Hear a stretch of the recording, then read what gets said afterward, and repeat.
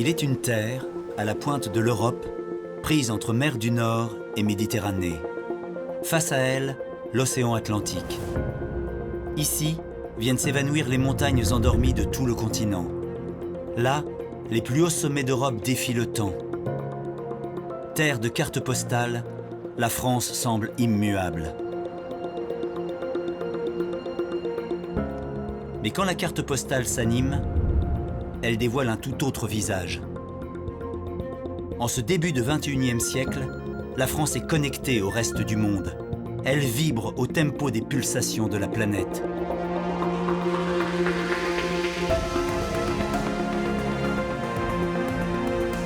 Plus grand territoire de l'Union européenne, la France fait face à de nouveaux enjeux économiques et environnementaux. C'est une France nouvelle qui se dessine sous nos yeux. Des villes à vitesse variable, de nouvelles mobilités, un défi énergétique à relever, une agriculture en pleine mutation, de nouvelles manières d'habiter notre territoire et de l'exploiter. Prenons 24 heures entre un lever de soleil et son coucher pour découvrir les forces qui l'animent et façonnent son territoire.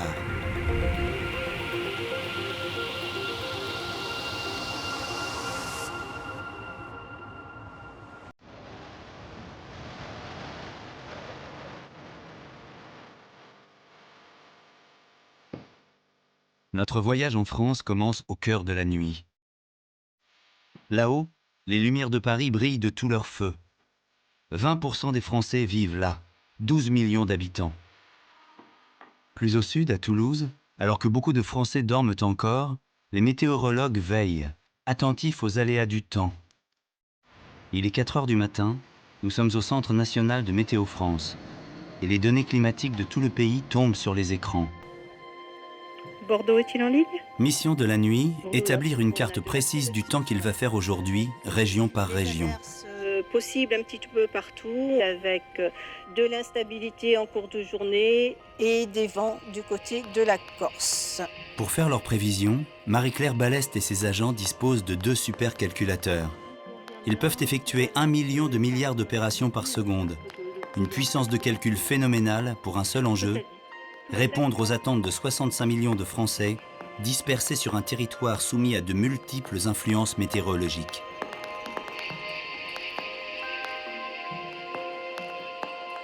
Dans les Pyrénées, Beñat Etxegoyen et François Rambaud-Alzola se préparent pour la transhumance, une tradition millénaire en France. Il est 4h15. C'est le brouillard et un peu de pluie qui vont les accompagner toute la journée.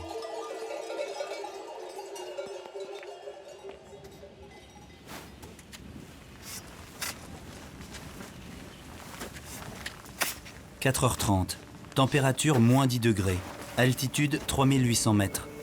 Le jour commence à poindre sur le Mont Blanc. Lionel Daudet et François Damilano sont alpinistes de renommée internationale. Ils sont partis à 3h30 ce matin du refuge. Ah, ça devient beau là sur le Mont Blanc du Tacu là. C'est juste magnifique là.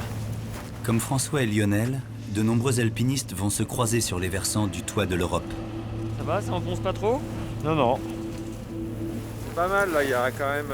On voit qu'il a quand même bien neigé, mais. Non, mais il y a quand même 25 de. Ouais, c'est ça à peu près, ouais. 5h55. Si la France traditionnelle a pris son envol, la France technologique étire les bras. Elle s'apprête à entrer dans la course quotidienne à la performance et à la concurrence internationale.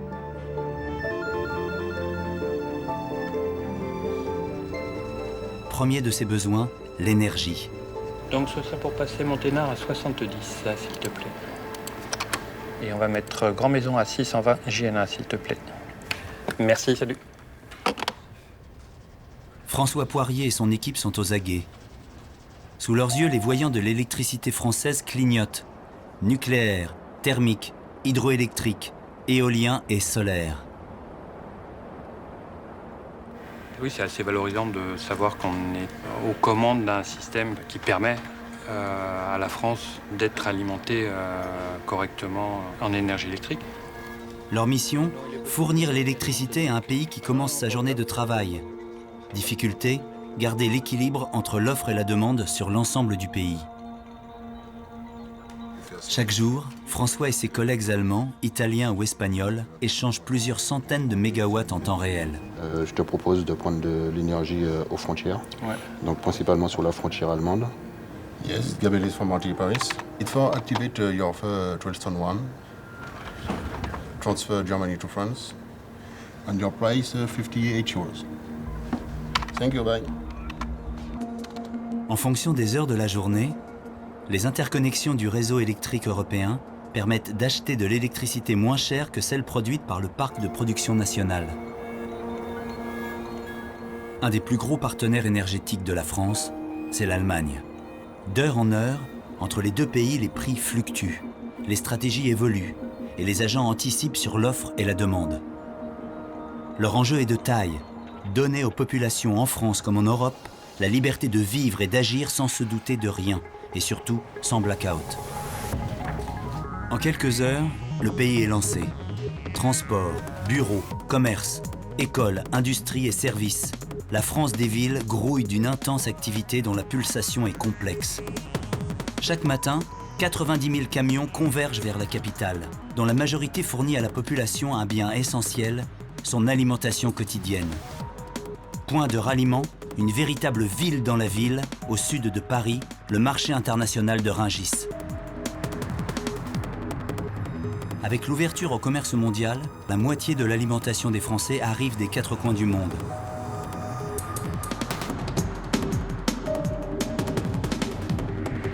« 80% des biens et produits consommés par les Français viennent de l'étranger. La France est connectée au continent européen par la terre. Elle est aussi reliée au reste du monde par ses côtes.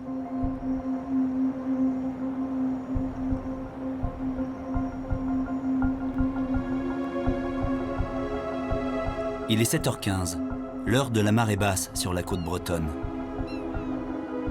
Entre 1976 et 1980, 4 marées noires ont frappé ces côtes.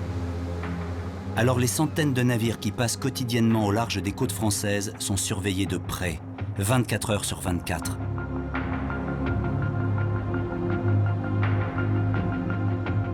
C'est ici, au centre de surveillance et de sauvetage de la Pointe bretonne, qu'on régule le trafic maritime. La Manche supporte le plus gros trafic de conteneurs du monde. On l'a nommé le rail, un flux constant aller et retour entre les mégaports du nord de l'Europe. Cross-Corsen, Canal 16. L'immatriculation, s'il vous plaît, du bateau. Nom de code radio, Ouessant Trafic. Les hommes du Cross-Corsen sont connectés à un réseau international d'informations relayé par des balises éparpillées sur tous les océans du globe.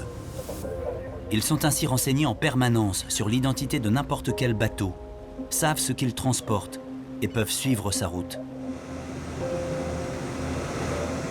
Depuis les années 60-70, l'Europe a décidé d'importer une grande partie de ses matières premières, de ses produits manufacturés de la ville du Sud-Est. Donc elle a vu exploser le trafic dans ce secteur-là. C'est à la suite de cette explosion qu'on a mis en place ces règles d'organisation, les DST, les dispositifs de séparation de trafic, ce qu'on appelle les rails.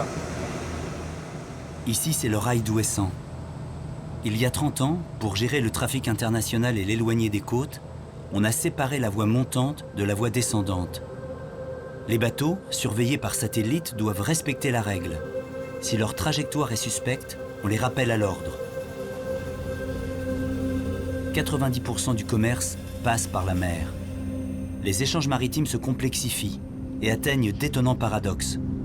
Au lieu de stocker leurs tonnes de marchandises à terre ou dans les ports, les négociants et armateurs préfèrent les laisser en mer, où ils profitent du temps du voyage pour vendre leurs marchandises au meilleur prix. Résultat, la taille des porte-conteneurs augmente jusqu'au gigantisme pour transporter toujours plus à la fois.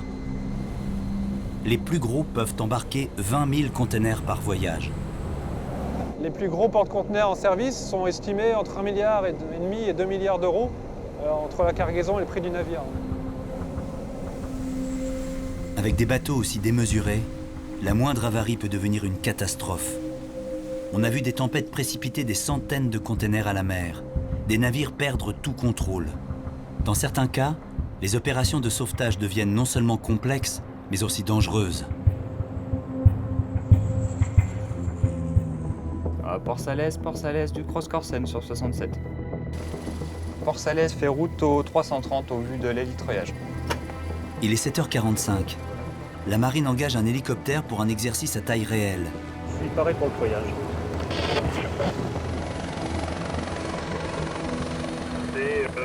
Donc je prends une position un peu plus nord-ouest pour la prochaine passe.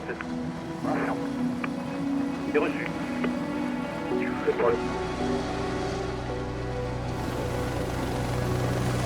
Depuis 30 ans, on a compté 20 000 interventions en mer. Ça fait beaucoup de vies humaines sauvées et pas mal de marées noires évitées. À terre, il est 8 heures. La France est à plein régime. Les plus fortes pulsations battent autour des grands centres urbains. Que l'on habite le centre des villes ou la périphérie, il faut plus d'une demi-heure pour se rendre à son travail. Et 20% des Français mettent plus d'une heure. Globalement, en 20 ans, pour tous les Français, le temps de déplacement quotidien pour rejoindre leur travail a augmenté de 7 minutes. Les Français vivent de plus en plus loin des centres-villes. Les zones urbaines s'étendent. On nomme ce phénomène la périurbanisation. Première région concernée, l'Île-de-France.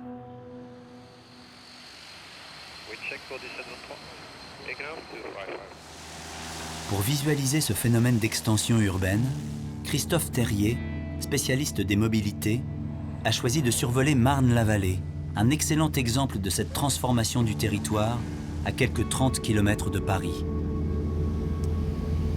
C'est impressionnant quand on voit en avion parce qu'on voit bien qu'ici c'est la campagne. Normalement c'est la campagne. Et en fait c'est construit partout. Et bon, ici c'est Paris. Paris a débordé. On a un peu l'impression qu'il y a une course de vitesse, qu'on est en train de prévoir vraiment un gel des terres agricoles, une sacralisation des terres agricoles. Et les promoteurs doivent le savoir et eux font la course pour au contraire manger tout de suite tout ce qu'ils peuvent comme terre agricole pour construire le plus vite possible. C'est vraiment très impressionnant de voir ça. Regardons comment la carte de France s'est transformée sur les 30 dernières années. Entre 1982 et 2011, la France a gagné 9,5 millions d'habitants, dont 20% dans l'aire urbaine de Paris et 30% dans les 13 plus grandes aires urbaines de province. Aujourd'hui, les grands pôles urbains et l'espace périurbain couvrent la moitié du territoire et rassemblent plus de 80% de la population. On ne travaille plus là où l'on réside. Du domicile à l'entreprise, de nouvelles mobilités sont apparues. La règle il y a 30 ans, c'était madame était à la maison. Et la règle dominante maintenant, c'est tout le monde travaille. Et chacun de son côté. Et chacun avec son rythme en changeant d'entreprise. Et les enfants vont à l'école, au lycée, etc. Donc tout ça donne des déplacements qui deviennent assez compliqués.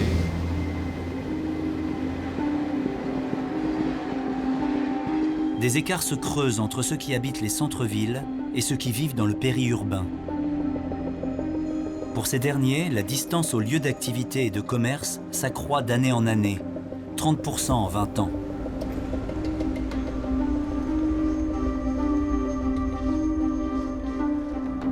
« 9h30, le pic de circulation est passé.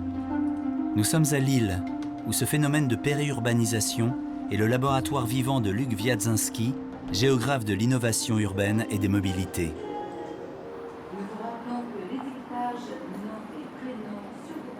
La France a une chance, c'est un pays faiblement peuplé encore, avec une dynamique démographique forte. Il y a de l'espace, les géographes disent toujours la richesse c'est l'espace. Donc comme il y a de l'espace, pendant des années, on a été un petit peu des prédateurs vis-à-vis de cet espace, on ne l'a pas économisé.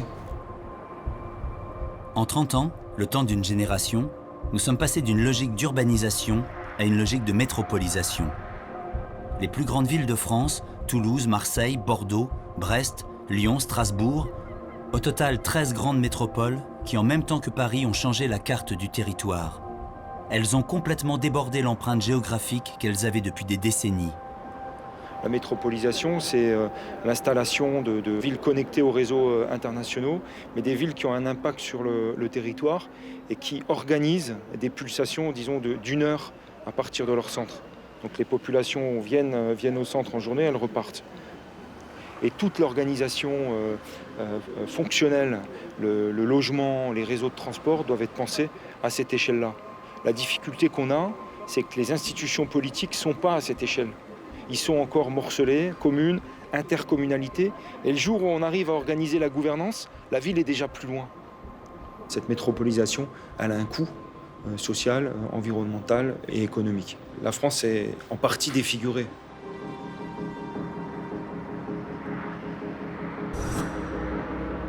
Si la ville et le périurbain grossissent, un autre phénomène récent est remarquable et concerne le reste du territoire.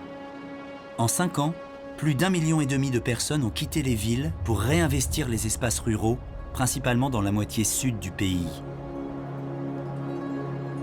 Les campagnes longtemps désertées sont le lieu de nouvelles dynamiques qui mêlent désir de nature et développement économique.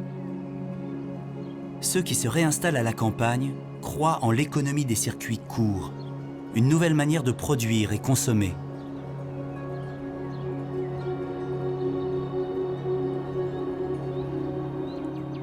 « 10h15, nous sommes à Cordes-sur-Ciel. Voilà 4 heures que Renaud Loche, diplômé en philosophie, parcourt les routes au volant de son épicerie ambulante. Sa manière à lui de lutter contre la désertification qui avait gagné cette campagne. Allez, c'est prêt. Les petites chèvres. 10h25. T'as mis le cahier aussi? Ouais. Renaud s'approvisionne chez son fromager. Ça marche. Je t'appelle au mieux et puis voilà. Le territoire, il a changé déjà certainement au niveau des pôles d'emploi qui ont quand même beaucoup été modifiés dans les 10-15 dernières années. On est à 20 km de Carmaux. À Carmaux, il y avait les mines, ça devait employer peut-être 10 000 personnes, les mines de charbon à l'époque. Tout ça, petit à petit, ça a péri, donc tu te retrouves avec un territoire un peu urbain, à la frontière rurale. Tu as toujours une vie agricole qui est quand même assez présente ici. Mais mine de rien, il y a de moins en moins de commerces locaux.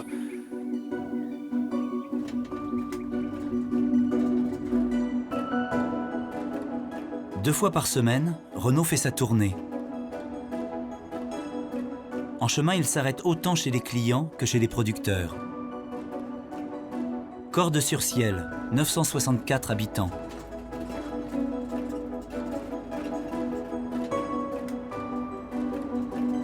Bournazel, 379 habitants. Roumagnac, 10 habitants. La Chapelle-Ségalard, 94. La Gacharier, 23. Depuis Cordes-sur-Ciel jusqu'au village de Salles, qu'il atteindra en fin de journée, un circuit court de 35 km.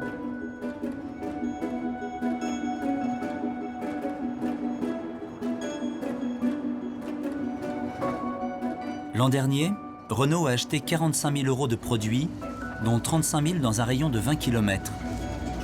Sur ces 35 000 €, je suis sûr qu'il y en a 30 000 qui ne seraient jamais arrivés aux producteurs s'ils n'étaient pas passés par l'épicerie ambulante. Mais quand tu passes le lundi, mardi, mercredi, ça permet à ces gens d'avoir des produits frais qui ne vont pas nécessairement avoir à garder dans les frigos, de ne pas avoir à retourner, faire 25 km, aller-retour 50 bornes pour aller à une grande surface. Renault recrée une valeur disparue, la proximité entre producteurs et consommateurs sur un territoire en mutation. Quand tu as conscience du repas que tu prends, il te nourrit mieux, mais quand tu as conscience qu'il est produit localement, à mon avis, tu fais plus attention à ton environnement parce que tu sais que c'est lui qui va te nourrir. Alors c'est des petits gestes, je suis pas Zorro, je peux pas changer le monde, mais on fait ça à sa hauteur, à son niveau. 10h30, la France urbaine tourne à plein régime, la France agricole aussi. Ils sont près d'1 million d'agriculteurs à cultiver un peu plus de la moitié du territoire. Premier producteur de céréales en Europe, de vin, de lait, de sucre. Comment travaillent-ils sur des territoires toujours plus réduits? Sud de Chartres, village de Villeneuve-Saint-Nicolas. Cette moissonneuse est lancée depuis 4 heures ce matin. Aux manettes, Yves Gauthier, ingénieur agricole, 4e de sa génération sur l'exploitation familiale. En 2001, il emprunte aux banques pour moderniser la ferme de ses parents. Dans 10 ans, il devrait avoir tout remboursé. C'est toujours très stressant de récolter des cultures comme ça, quand elles sont très à plat, parce que ça demande une attention assez importante et on a toujours la crainte de casser quelque chose, en prenant notamment un caillou. Yves travaille 200 hectares répartis autour de sa ferme et de son village. 200 hectares, ça représente 3 semaines de travail non-stop pour tout récolter. 3 tonnes de pois secs, 8 à 9 tonnes de blé, 12 tonnes de moisson en tout. Et pourtant, Yves constate une baisse du rendement de ces terres. Mon sentiment, c'est depuis les années 2000, on arrive un petit peu à la fin de cette ère ce qu'on appelle de la chimie verte. On voit bien l'évolution des rendements qui plafonnent. Aujourd'hui, j'ai l'impression qu'on a des sols qui sont un petit peu à bout. En plus des sols qui s'appauvrissent, un autre casse-tête embarrasse Yves, la fluctuation des prix du marché. Entre le mois d'octobre où il sème son blé et juillet où il le récolte, les prix de vente peuvent évoluer du simple au double. Avant, plus on produisait, plus on gagnait notre vie. Aujourd'hui, le prix du blé, depuis 2008, depuis, j'ai envie de dire, ce qu'on appelle un peu la financiarisation des marchés agricoles, on a une volatilité de prix qui est importante et que je dois gérer. J'ai l'impression qu'on ait pu mettre vraiment de ces cours de céréales qui sont un petit peu artificiels. Par le passé, la politique agricole commune régulait les volumes et les prix. Aujourd'hui, ce sont les marchés qui dictent les prix. Et Yves doit suivre en permanence les fluctuations des cours.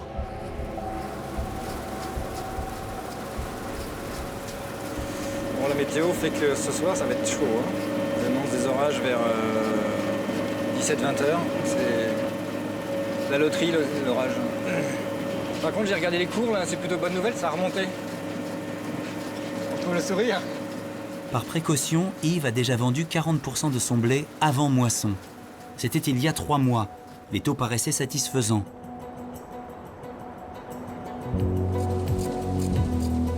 La France agricole du XXIe siècle n'est pas faite seulement de centaines d'hectares dépendant de fluctuations boursières. Les appellations d'origine contrôlée reflètent l'attente des consommateurs pour des produits de meilleure qualité. Mais ceux-ci sont de plus en plus sensibles au label « agriculture biologique ». Il y a quelques années encore, la France était en retrait sur ses voisins européens. Aujourd'hui, elle rattrape son retard. Regardons la carte de France de l'agriculture biologique. Voici la part des surfaces agricoles utiles, occupées par le bio, par département.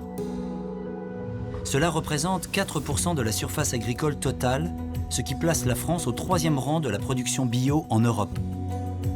Loin des grandes exploitations du Nord, c'est en Provence, en Corse, en Languedoc-Roussillon, que cette pratique plus respectueuse de l'environnement s'est développée.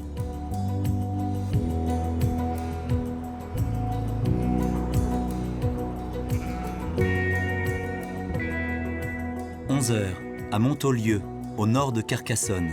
Émile Potou fait partie de ces exploitants qui ont choisi de produire biologique. Il travaille 6 hectares de champs, de prairies naturelles et un demi-hectare de serre. On va ramasser les aubergines, les grosses.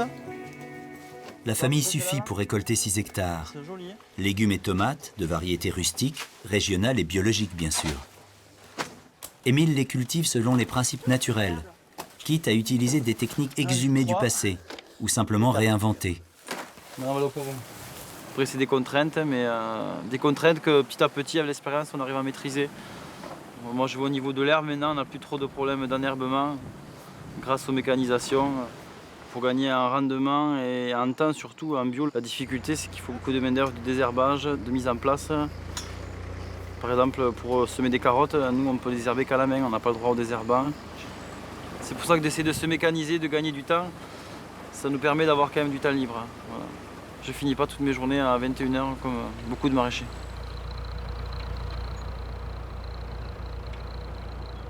Cultiver bio ne signifie pas tourner le dos au progrès technologique. Émile jongle avec une agriculture à inventer, dont les rendements peuvent être équivalents, sinon supérieurs à l'agriculture chimique.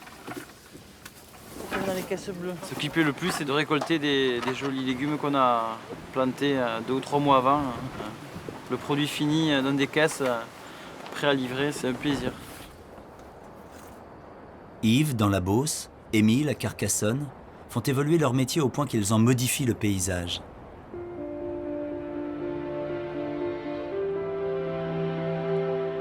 Il y a un autre domaine, cher à la France, où l'on assiste au même phénomène, celui du vin.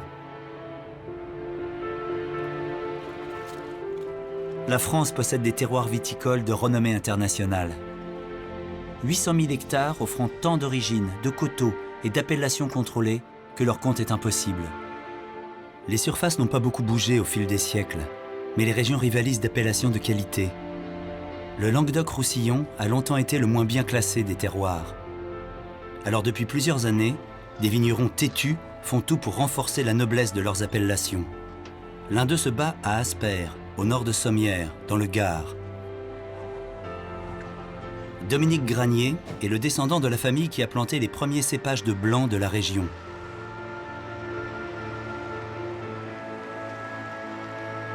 Fin de matinée sous le soleil du Gard.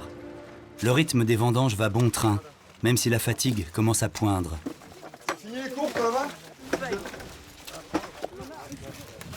On a la chance d'avoir un raisin qui est sain.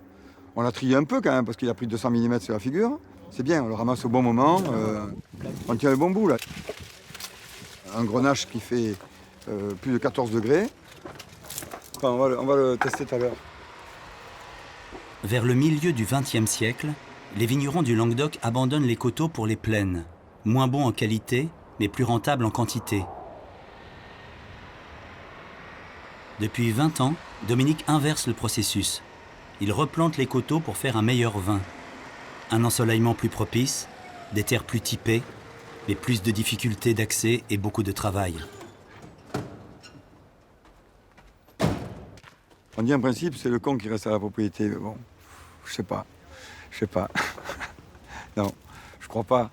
Mais bon, ça fait 28 ans que j'y suis et je me régale. Donc, nous sommes devant un problème, un paradoxe.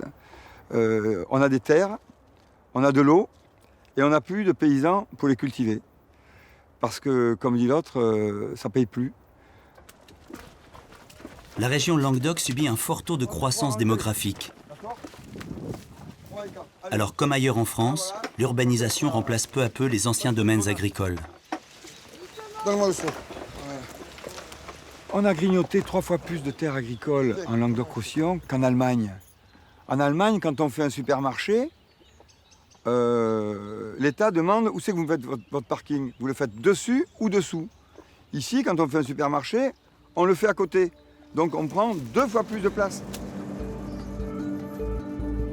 Il n'y a pas que l'urbanisation qui grignote les terres agricoles. Il y a celles que les agriculteurs abandonnent, faute de rendement suffisant. Et c'est alors la forêt qui fait son retour dans le paysage. Alors que les Français pourraient penser le contraire, leur forêt progresse partout dans le pays, car elle reprend ses droits sur le vacant. Voici la carte de l'évolution de la forêt française entre 1908 et 2000. Elle montre la progression du pourcentage qu'occupe la forêt dans le paysage.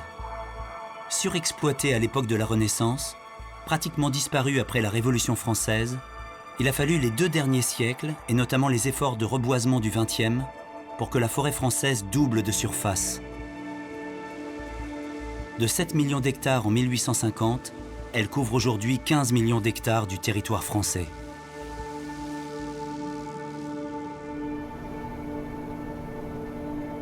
Dans les Pyrénées basques, la forêt aurait bien pu prendre le pas sur les pâturages de transhumance.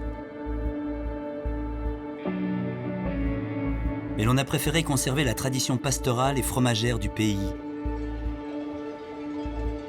Au final, les pâturages ont résisté à l'avancée, inéluctable ailleurs, de la forêt.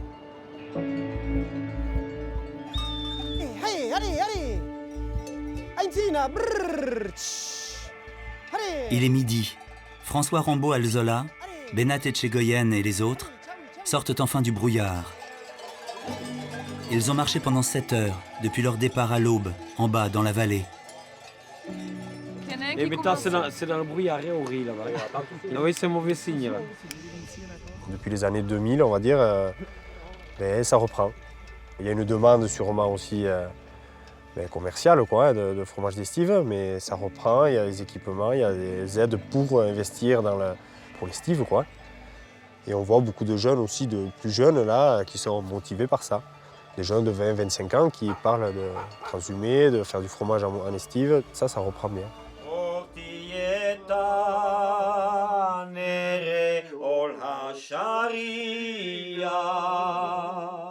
Nulla vestitzen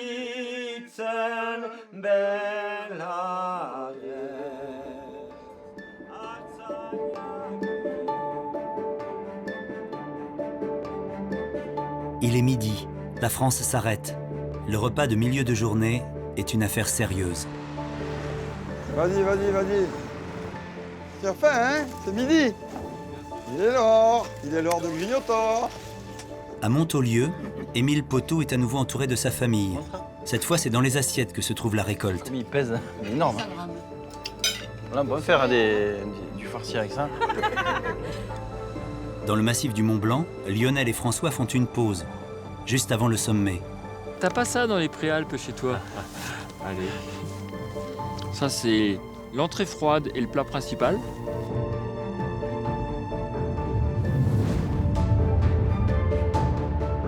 Entre le déjeuner et le dîner, les Français passent en moyenne 2h30 par jour à table. Un autre record mondial absolu que détient la France. Mais peut-être pas pour longtemps.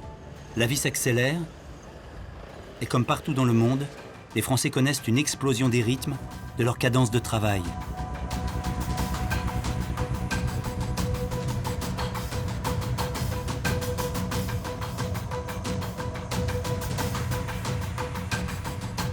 « 13h.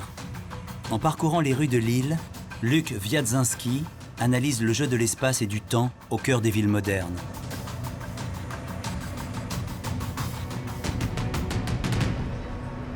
Aujourd'hui, qu'est-ce qu'on constate? On est dans des régimes horaires qui sont fortement impactés par le temps en continu de l'économie et des réseaux.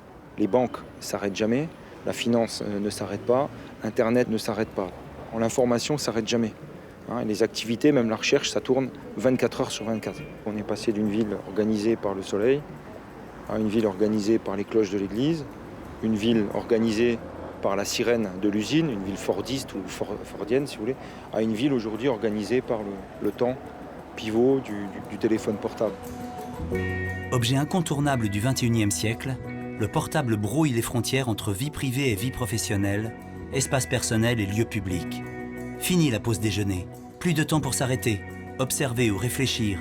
Il faut parler, géolocaliser et échanger des données. 13h à Lille. Une photo est envoyée via un réseau social. Les données transitent par le réseau en même temps qu'une sauvegarde dans le cloud, le nuage informatique. Aux USA pour Apple, en Suède pour Facebook et quelque part en France selon l'opérateur. Des milliers de kilomètres de câbles, fibres optiques, disques durs, centres de données et quelques millisecondes plus tard, à 13h et des poussières, la photo peut être vue par son destinataire dans le sud de la France. Ces nouveaux usages du téléphone mobile sont en forte expansion. En France, plus de 35 millions de personnes envoient des SMS. En moins de 10 ans, leur nombre a été multiplié par 10.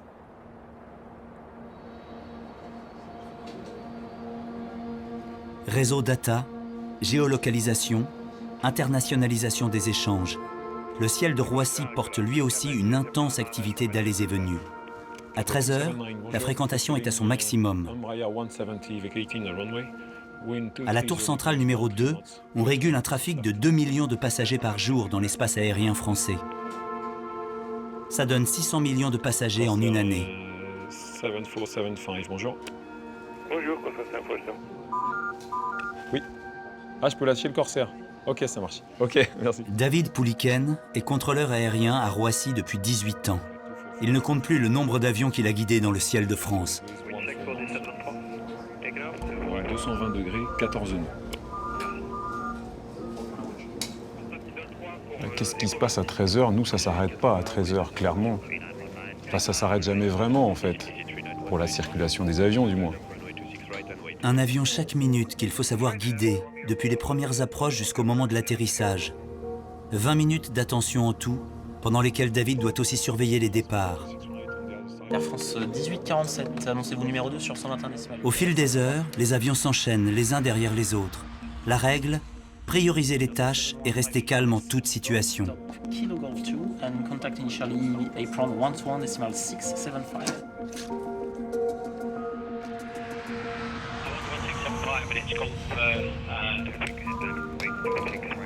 Oui. Ouais, ok. J'attends un petit peu pour décoller mon aéroflotte, du coup, mais ouais, c'est bon. C'est un boulet, hein. L'aéroflotte. Ah ouais. Piste 26 gauche, autorise atterrissage. Les flux ont beaucoup changé, puisqu'il y a 15 ans, il n'y avait pas autant de vols qui allaient vers l'Asie. Évidemment, c'était principalement les États-Unis et l'Afrique pour les vols long courriers. Après, les vols en Europe sont restés à peu près les mêmes. Si l'on constate une augmentation peu surprenante des vols pendant les vacances, c'est l'économie globalisée qui constitue l'essentiel du trafic. Les flux sont gérés à l'échelle européenne. Mais qu'arrive-t-il si un seul petit grain de sable vient gripper les rouages de cette mécanique hors dimension? Après, il peut y en avoir en effet quelquefois des avions qu'on perd en contact radio. Ça peut arriver, c'est le seul moyen de communication qu'on a avec eux, c'est la radio. Donc la radio ne fonctionne plus, on l'appelle à plusieurs reprises, il y a un problème de piraterie aérienne. On a là à nos dispositions la défense nationale, c'est-à-dire les chasseurs qui pourraient venir intercepter l'avion. La défense nationale, avec l'armée de l'air, est en charge de la sécurité aérienne du territoire français. Dans plusieurs zones interdites de survol, notamment les grandes villes et les sites sensibles, le moindre appareil suspect déclenche une réaction immédiate. 13h15, à la base aérienne militaire de Lyon-Montverdun. Le capitaine Stengel et ses hommes déclenchent une simulation d'intervention grandeur nature. Il vient d'Espagne pour Nîmes, c'est un Osprey. Oui, Gary m'en a parlé. Voilà, et puis on ira chercher en Méditerranée. Il y en a 2, ouais. Et on aurait voulu intercepter avec la PO. La PO, c'est la permanence opérationnelle. C'est sur la base aérienne 115 d'Orange qu'on surveille le sud de la France. Des avions de chasse sont en alerte permanente, armés, prêts à intervenir n'importe où sur le territoire aérien français.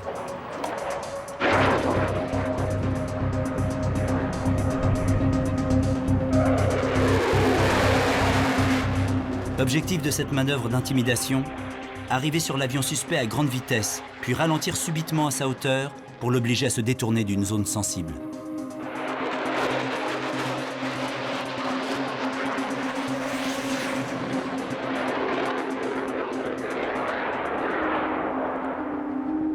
En France, les sites sensibles à protéger sont nombreux et dispersés sur tout le territoire.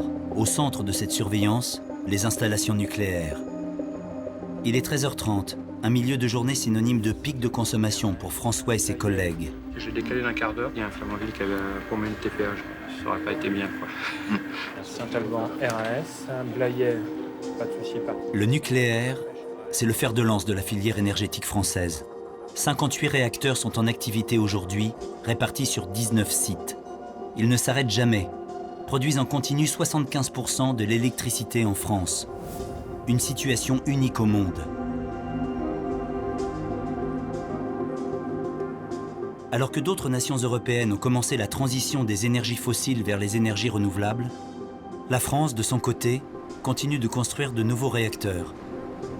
Comme ici, à Flamanville, dans le Cotentin, ou encore à Gravelines, dans le Nord. Les difficultés techniques et les surcoûts ont retardé leur mise en service. Il tarde à rajeunir un parc nucléaire vieillissant. Ce paysage façonné par des aménagements hérités du siècle dernier est en train de changer. La France se met petit à petit à l'heure des énergies renouvelables.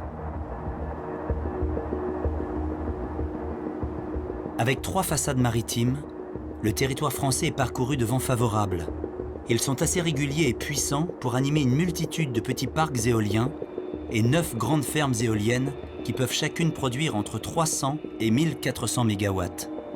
Ensemble, ils fournissent près de 3,1% de la production électrique en France.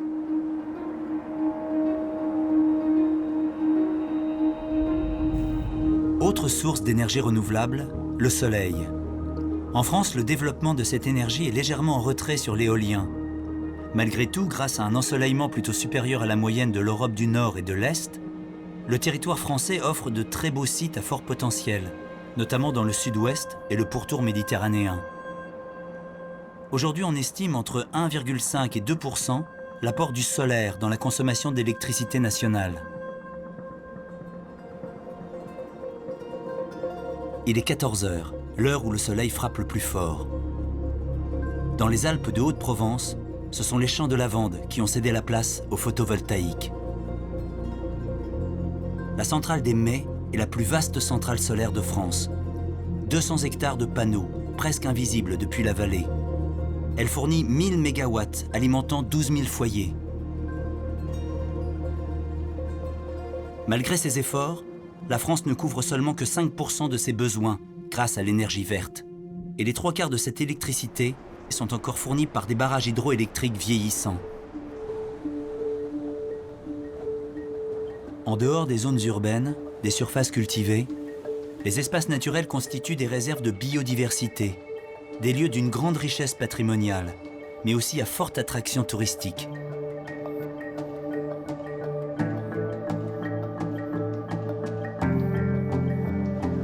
Le massif du Mont Blanc est un peu leur emblème. 14h10, les cordées se croisent sur le Mont Blanc. Celles qui étaient au sommet à 6h du matin redescendent. Les plus tardives, profitant d'une neige encore dure, continuent leur ascension.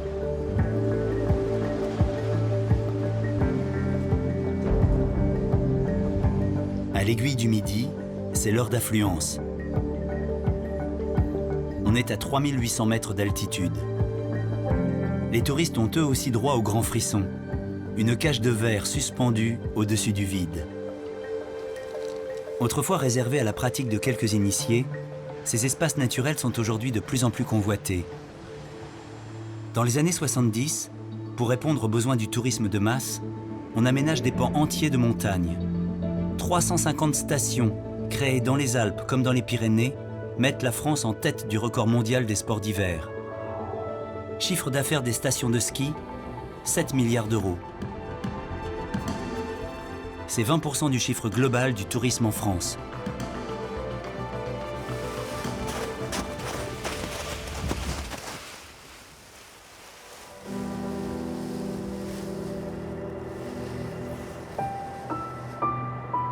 Au fil de sa politique de création de zones naturelles protégées, la France a multiplié et étendu les réserves et les dispositifs de protection.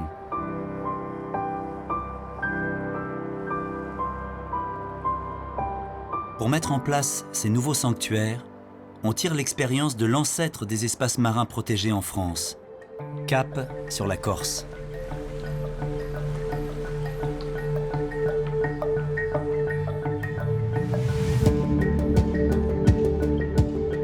La France a su protéger son littoral par différents dispositifs de gestion. Parcs marins, sites d'importance communautaire, zones de protection spéciale. Les procédures ne manquent pas sur la façade du littoral atlantique, mais aussi en Méditerranée. En Corse, la réserve de Scandola bénéficie de 30 ans de retour d'expérience sur la gestion du patrimoine marin. Aujourd'hui, elle est un formidable réservoir de biodiversité. Baie de Galeria, 15h15. Une équipe de plongeurs s'apprête à rejoindre la réserve marine. Tu peux larguer l'arrière si tu veux, Julia. Merci.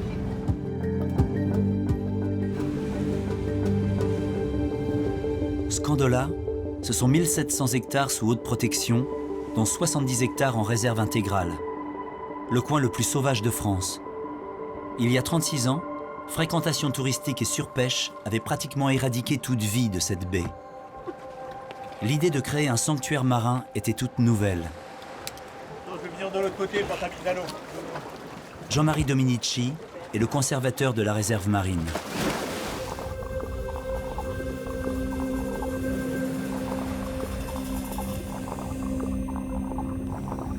Moi, j'ai commencé à plonger dans l'aire marine protégée de Scandola. Et par la suite, j'ai été amené à plonger hors des réserves. Et j'ai vu que c'était le désert, pratiquement. Dans les aires marines protégées, il y a une richesse incroyable. C'est impensable. Donc c'est un aquarium, ce sont des espèces en grande abondance, pratiquement toutes les espèces, et surtout des poissons de très grande taille, avec une faculté de reproduction supérieure, des dizaines de fois supérieure à des individus tout petits. Le cœur du parc, la réserve intégrale, est un véritable laboratoire pour les scientifiques. Ils peuvent y étudier une science nouvelle, la dynamique des repeuplements de poissons. Outre la biodiversité, la protection d'une telle zone engendre aussi des avantages inattendus. lorsqu'on regarde le chiffre de la retombée du site du patrimoine mondial de l'UNESCO, c'est plus de pratiquement 400 millions d'euros pour la région Corse. Donc c'est pas rien. Si on détruit les atouts environnementaux, c'est le moteur de développement qui va s'enrayer. Et c'est un peu, on détruit la poule aux œufs d'or. Les résultats sont là. Si la zone n'avait pas été protégée, elle aurait été de toute façon désertée par les touristes. La France est privilégiée par une grande diversité géographique. Ces paysages exceptionnels lui valent un revers de médaille. Nuisance pour les uns, manne pour les autres, le tourisme est une autre des pulsations qui secouent épisodiquement la France. L'enjeu est délicat, d'un pays qui veut se protéger tout en restant attractif. 15h30, au péage de Lançon de Provence. L'heure du chassé-croisé en juillet-août de millions d'automobilistes.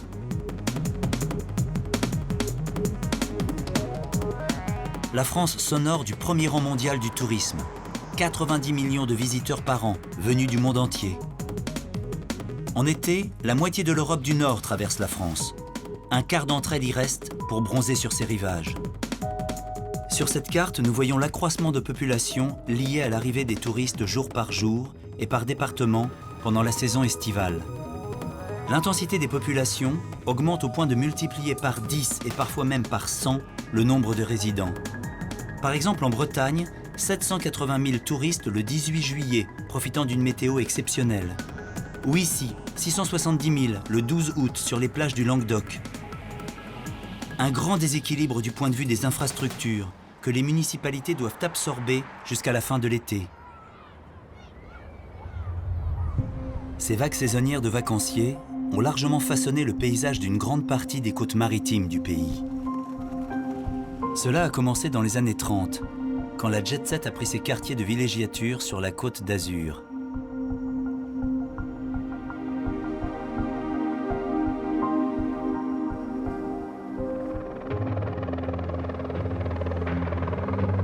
« 400 km plus à l'ouest, le Languedoc-Roussillon, lui, venteux et aride, a été dévolu au tourisme de masse. Voici le résultat d'une politique d'aménagement commencée dans les années 60. À cette époque, la France veut profiter de la manne touristique et séduire des vacanciers qui, traditionnellement, se rendaient en Espagne ou en Italie. L'idée, aménager le littoral du Languedoc-Roussillon. Résultat, la Grande Motte. Décrié à l'époque, cet ensemble est aujourd'hui classé au patrimoine architectural français. Port Camargue, 60 hectares de marina pour une capacité d'accueil de 5000 bateaux. Copie parfaite des marinas américaines. La France attire tant de touristes que les aménagements débordent leurs limites. Nouveaux sports de plein air, évolution des modes et des loisirs, concurrence des destinations exotiques, le tourisme en France se cherche une nouvelle dynamique.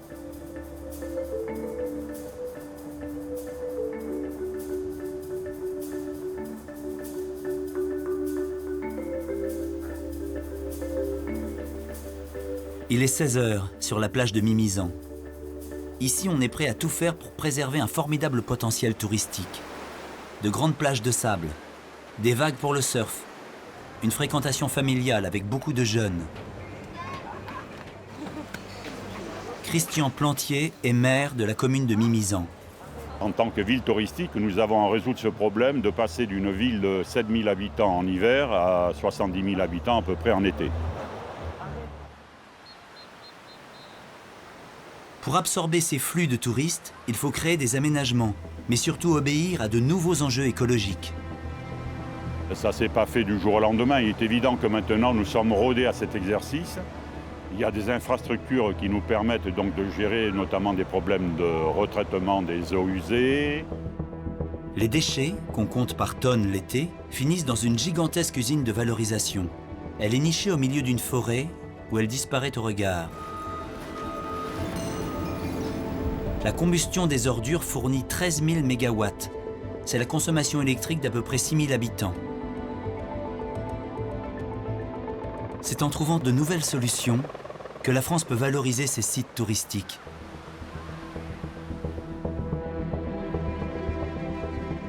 « 18h, c'est la fin de la journée de travail en France.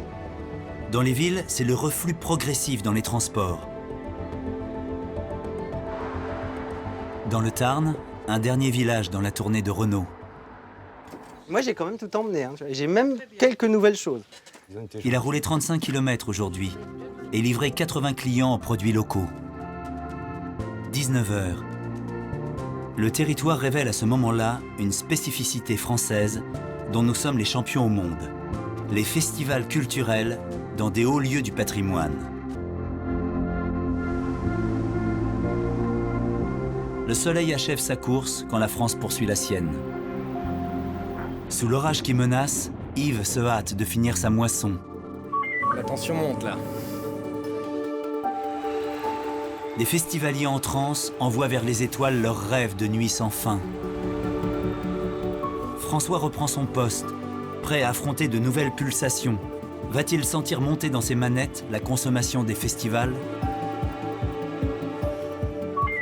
Rien. Il est 22 heures, un jour en France. La France qui s'amuse et la France qui travaille. Celle qui pense et celle qui agit. Une carte postale, belle et dynamique, qui n'en finit jamais de se métamorphoser. Merci, donc bonsoir à tous et je laisse la parole à Fabrice pour J2.